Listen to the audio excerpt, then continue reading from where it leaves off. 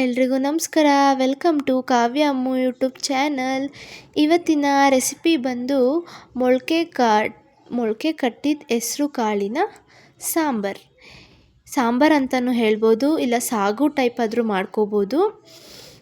ಇಡ್ಲಿಗೆ, ದೋಸೆಗೆ, ಚಪಾತಿಗೆ, ಅನ್ನಕ್ಕೆ, ಮುದ್ದೆಗೆ ಎಲ್ಲದಕ್ಕೂ ತುಂಬ ಚೆನ್ನಾಗಿರುತ್ತೆ.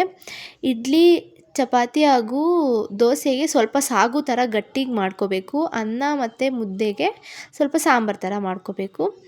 ಬನ್ನಿ ಹೇಗೆ ಮಾಡೋದು ಅಂತ ನೋಡೋಣ.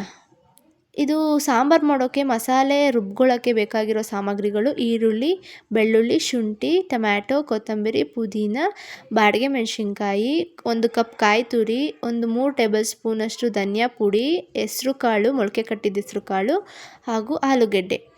ನೆಕ್ಸ್ಟು ಒಂದು ಬಾಣಲಿಗೆ ಎಣ್ಣೆ ಹಾಕ್ಕೊಂಡು ಈರುಳ್ಳಿ, ಬೆಳ್ಳುಳ್ಳಿ, ಶುಂಠಿ ಹಾಗೂ ಕೊತ್ತಂಬರಿ, ಪುದೀನ, ಬಾಡಿಗೆ ಮೆಣಸಿನ್ಕಾಯಿ ಹಾಕ್ಕೊಂಡು ಚೆನ್ನಾಗಿ ಬಾಡಿಸ್ಕೋಬೇಕು.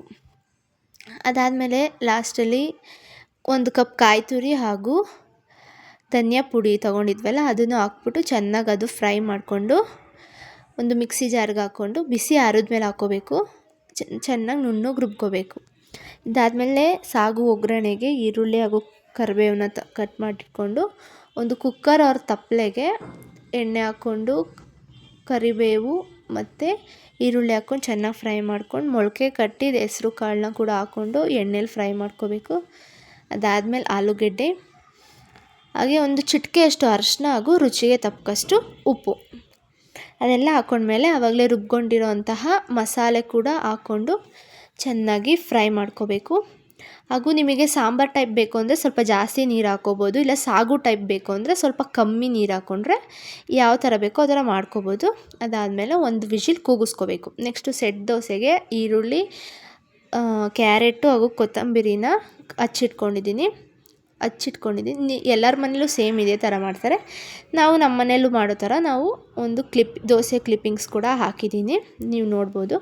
ದೋಸೆ ಹಾಕ್ಕೊಂಡು ಈರುಳ್ಳಿ ಸಣ್ಣದಾಗಿ ಹಚ್ಕೊಂಡು ಕ್ಯಾರೆಟ್ ಕೂಡ ಚೆನ್ನಾಗಿ ತುರ್ಕೊಂಡಿದ್ದೀನಿ. ಲಾಸ್ಟಲ್ಲಿ ಕೊತ್ತಂಬರಿ ಹಾಕ್ಕೊಂಡು ಹೆಂಚಲ್ಲಿ ಬೇಯಿಸ್ಕೋಬೇಕು. ಅದಾದಮೇಲೆ ಅದನ್ನು ಒಂದು ಸೈಡ್ ಬೆಂದಾದಮೇಲೆ ಇನ್ನೊಂದು ಸೈಡ್ ಕೂಡ ಕ್ಲೀನಾಗಿ ಬೇಯಿಸ್ಕೊಂಡ್ರೆ ಸೆಟ್ ದೋಸೆ ಹಾಗೂ ಹೆಸರು ಕಾಳಿನ ಮೊಳಕೆ ಕಟ್ಟಿದ ಸಾಂಬಾರು ಹಾಗೂ ಚಟ್ನಿ ರೆಡಿಯಾಗುತ್ತೆ. ನೀವು ಕೂಡ ಮನೇಲಿ ಟ್ರೈ ಮಾಡಿ ಹೇಗಿತ್ತು ಅಂತ ಕಮೆಂಟ್ ಮಾಡಿ. ಇನ್ನೂ ನಮ್ಮ ಚಾನಲ್ನ ಯಾರು ಸಬ್ಸ್ಕ್ರೈಬ್ ಮಾಡ್ಕೊಂಡಿಲ್ಲ ಪ್ಲೀಸ್ ಸಬ್ಸ್ಕ್ರೈಬ್ ಮಾಡ್ಕೊಳ್ಳಿ ಹಾಗೂ ಲೈಕ್ ಮಾಡಿ. Thank you.